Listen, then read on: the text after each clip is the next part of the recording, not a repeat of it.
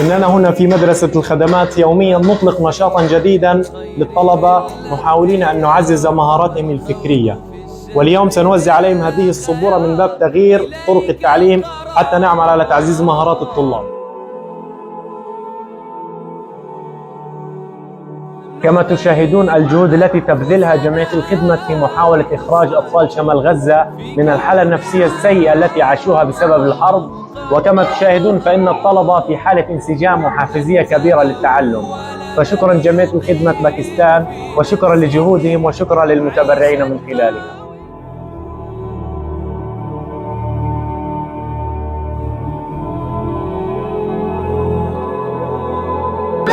الخدمة